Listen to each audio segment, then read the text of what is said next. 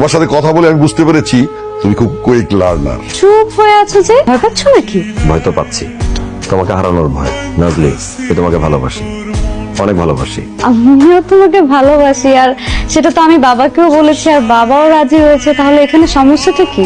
কিন্তু আমি তোমার বাবাকে মেনে নিতে পারছি না, কারণ তোমার বাবা কিন্তু দুর্নীতিবাজ, আর আমি কোনো দুর্নীতিবাজ বাবার মেয়েকে বিয়ে করতে চাই না। আসিফ, তুমি কিন্তু আমাদের বাসায় এসে আমার বাবাকে অপমান করছো।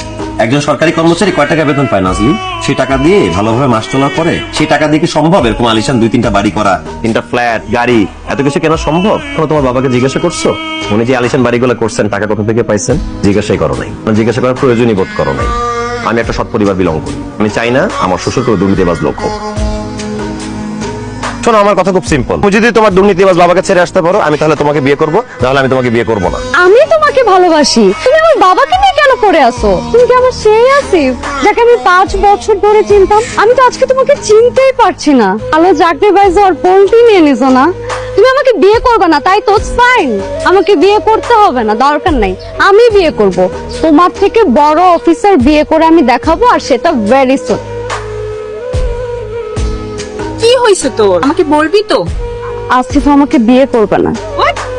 আসিফ বাবার সাথে দেখা করে বাবাকে অপমান করেছে, আর বলেছে আমাকে বিয়ে করতে চায় না।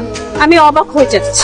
আসিফ তোর মতো মেয়েকে রিজেক্ট করেছে? গ্রাম থেকে আসা তো খ্যাত ছেলে, তুই ওকে মানুষ করেছিস। ঠিক আছে, চোখে এইভাবে বলিস না প্লিজ। কি বলবা তাড়াতাড়ি বলো তো। কি ঝামেলা করতেছে? ওকে দাঁড়াও, আমরা আসতেছি। আসিফ রেস্টুরেন্টে গিয়ে ঝামেলা করতেছে। এই ভেতরে ভালো করে খুঁজো, পেয়ে যাবা। তুমি কিন্তু এগুলো করতে পারো না, তুমি কিন্তু আমার বন্ধু, আর বন্ধু না হই ক্লাসমেট তো। আমার বিরুদ্ধে এত বড় টেলিগেশন আনলা। এগুলো পাওয়া গেছে। রনি, এগুলো কি? দেখো, এসব মাদকের ব্যাপারে আমি কোনো রকম সম্পৃক্ততা নেই। তুমি যদি মাদকের সাথে জড়িত না থাকতা, তুমি দেখার আগে কিভাবে বললা এগুলো মাদক? তুমি যদি আরেকটা মিথ্যা কথা বলো, আমি কিন্তু ভুলে যাবো আমরা ক্লাসমেট ছিলাম। রনি, দেখো সুমি, এগুলো আমি আর সহ্য করতে পারতেছি না। I just fed up. আপনি ফেড আপ হয়ে কি করবেন বলেন তো? রেস্টুরেন্টের ব্যবসার নাম দিয়ে মাদকের ব্যবসা করতেছেন, আর ফেড আপ হয়ে গেছেন বলতেছেন। আসিফ, এবার কিন্তু অনেক বাড়াবাড়ি হয়ে যাচ্ছে। মোটেও না।